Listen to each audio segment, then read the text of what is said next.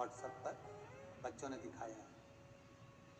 उसमें लिखा था कि सारी नदियों के पानी में कीड़े पड़ जाते हैं, पर गंगा का जल सड़ता क्यों नहीं?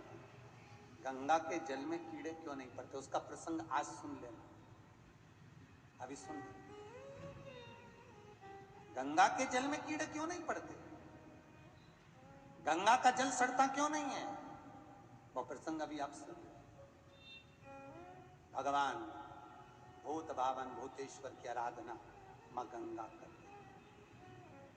पार्वती जी को लगा कि कहीं गंगा शंकर को पति ना बना दे, तो पार्वती जी ने चाल चली, अपनी सहेली से कहा, सुन सखी, मैंने सुना है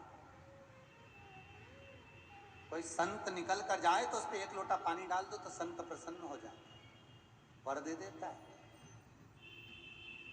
गंगा ने कान लगाकर सुन लिया कि संत पर पानी डालो तो संत प्रसन्न होते हैं। तो गंगा पार्वती के शब्द को सुनकर जा रही थी, सामने से दुर्वासा बाबा जा रहे थे, एक लोटा पानी भरकर गंगा ने फेंक दिया।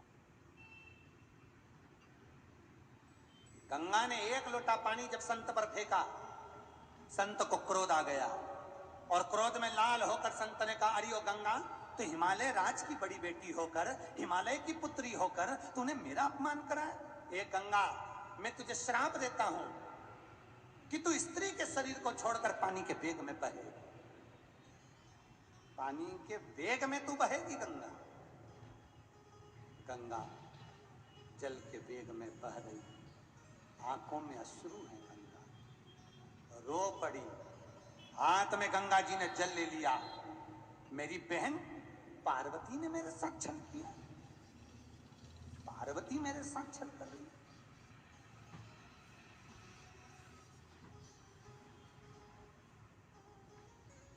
कोई नीत नहीं। जब सती माता दक्ष प्रजापति के यज्ञ में गई थी, माता सती दक्ष प्रजापति के यज्ञ में जब पहुंची थी, केवल सती से उसकी मां माता प्रसूति गले मिली थी, प्रेम से बोली थी। और सती की इतनी बहनें, दक्ष प्रजापति की 60 कन्या, माता सती की 60 बहनें यज्ञ में दी थी, पर सती के यहां पत्र नहीं गया था, सती को निमंत्रण नहीं गया था।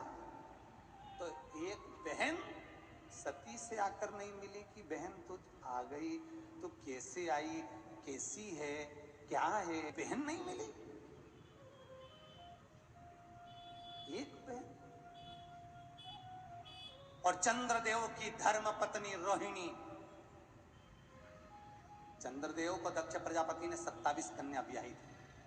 चंद्र की धर्म पत्नी रोहिणी जो रूपवंती थी, खूब काया का अभिमान, स्वयं चंद्रदेव सामने खड़े थे, स्वयं चंद्रदेव।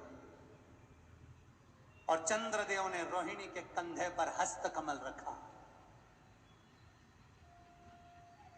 और रोहिणी के कंधे पर हस्त कमल रखकर चंद्रदेव रोहिणी को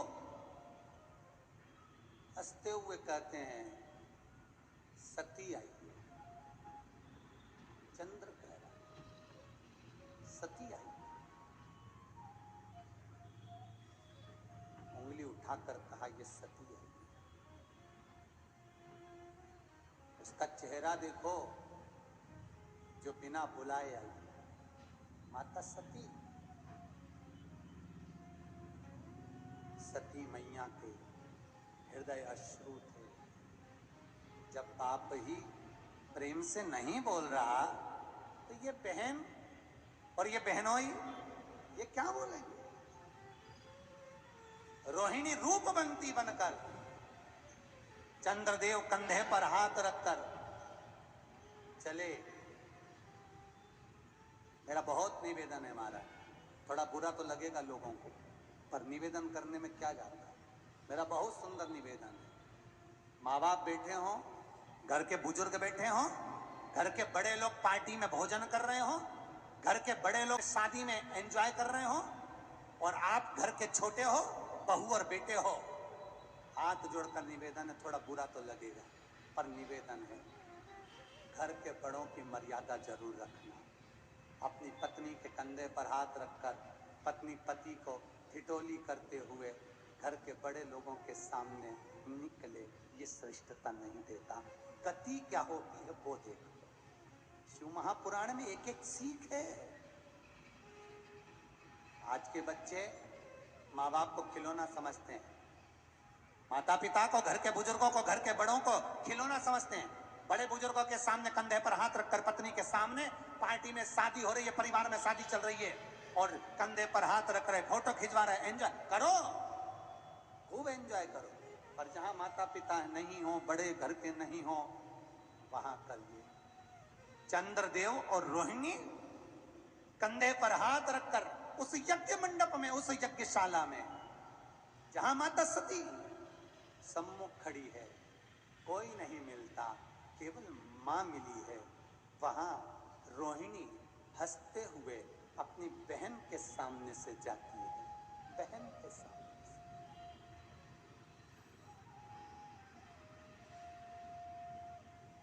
एक चंद्रदेव तो निकल गए, सबकी दशा देखना। ये सब बैठे थे कामदेव, तो उन्होंने अपनी पत्नी रति को बुलाया, सती की बहन रति। कामदेव ने रति को बुलाया, ओ रति, रति, ओ रति, तुम्हारा पति काम तुम्हें बुला रहा है, आओ। रति, तुम्हारा स्थान है, तुम्हारे पिताजी ने मेरे और तुम्हारे लिए सिंहासन दिया है।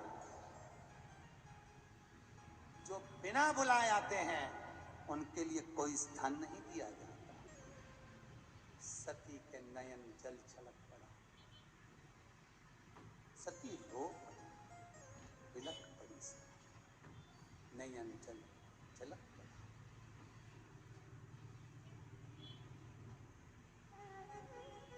दक्ष प्रजापति ने अपनी धर्मपत्नी प्रसूति को बुलाया, प्रसूति को बुलाकर कहा, इस सती को कौन ने बुलाया था, ये क्यों आई है?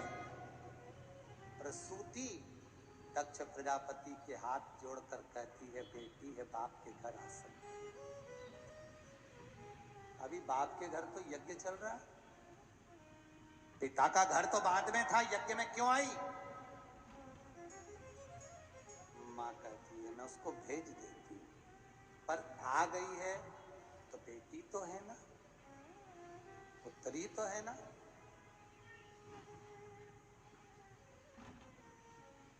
आ गई, कोई बात। और हुआ क्या, सती तो जलकर भस्म हो गई और शंकर भगवान जान गए कि ये चंद्र, ये काम तुमने जिसका अपमान करा है, पाला उसी से पड़ेगा, उसी से पड़ेगा। भले भगवान को धन नहीं दिया, दौलत नहीं दी, पर तुम्हारे सुख दुख में वही बहन खड़ी हो जाती है जिसके पास कुछ नहीं होता। वही आ जाती है, काम कर लेती है, सामान लेती है, सेवा कर लेती है, बर्तन बंडोर लेती है, कपड़े सोर लेती है, भले धन नहीं है, संभालती वही है। पाला पड़ेगा। शंकर भगवान काम को भी देखे और चंद्र को भी देखे। चंद्र को अभिमान था, काया गलने लगी थी, श्राप लग गया था दक्ष प्रजापति का। तब शंकर की आराधना करी, तब शंकर ने चंद्र को ठीक करा। कामदेव समाधि तोड़ने आया था तो भस्म कर दिया था। रति रो रही थी, मेरा पति जिंदा कर दो। भगवान ने कहा अब ये नहीं होगा, वो कृष्ण का पुत्र बनकर जन्मेगा, तब हो सकता। वो शिव ही तो है जो क्षमा कर देता। तुम्हारे कर्मों का भोग भोगने के लिए तुम्हें दुख तो मिलेगा, पर शंकर की शरण में अगर आ गए हो, शिव के चरणों में पड़ गए हो, शंकर की शरणागति में पड़ गए हो, तो शंकर क्षमा तो कर देगा। शंकर क्षमा भी जल्दी करता। क्रोध शंकर को आता, पर क्षमा भी है। कर्पूर घोरम करुणावतारम, वो क्षमा की मूर्त भी है। आज गंगा को, पार्वती को देखा कि मेरी बहन ने छल करा, तो गंगा को सती का चरित्र याद। आज छोड़ूंगी नहीं, उस समय सती ने छोड़ दिया था अपनी बहनों को, आज नहीं छोड़ूंगी।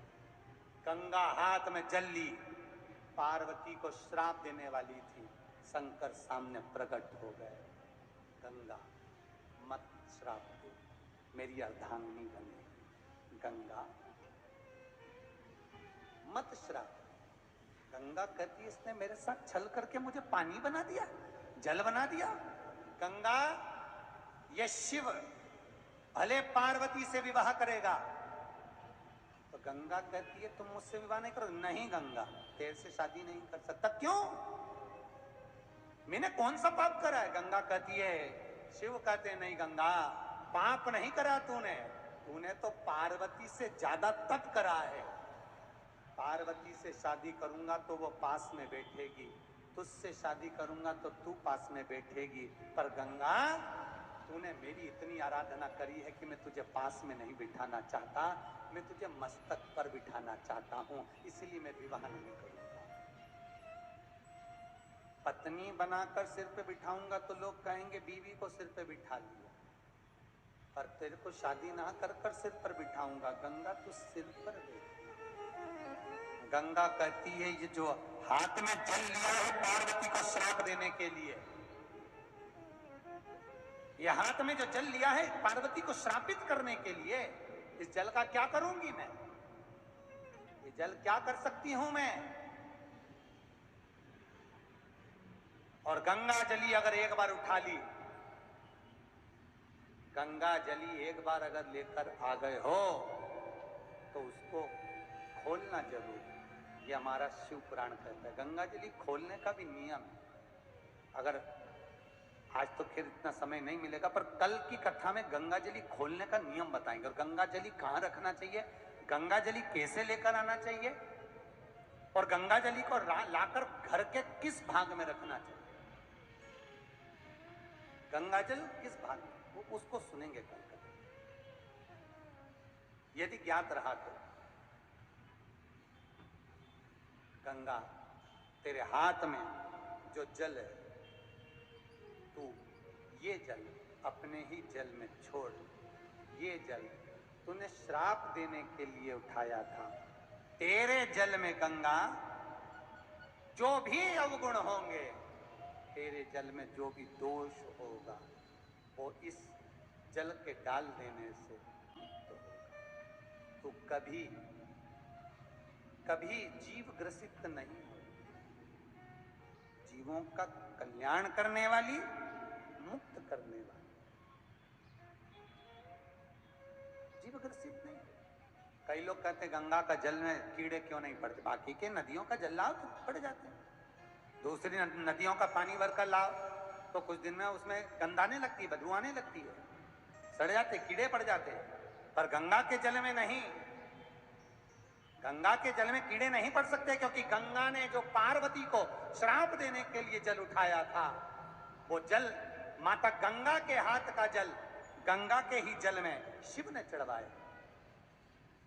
इसलिए गंगा किसी भी दोष से मुक्त है। भगवान शिव कहते हैं गंगा, मैं तुझे वर देता हूं, तेरा नाम मेरे नाम से जुड़ेगा। लोग हर हर गंगे कहेंगे। गंगा मांग तुझे कुछ चाहिए। गंगा कहती है शंकर भगवान भोलेनाथ एक वर और दे दो, कि किसी के मरने के बाद उसकी हड्डियां जितने दिन तक गंगा के जल में पड़ी रहेगी, उतने दिन तक वो जीवात्मा बैकुंठ में पड़ी रहेगी। गंगा के जल में जितने दिन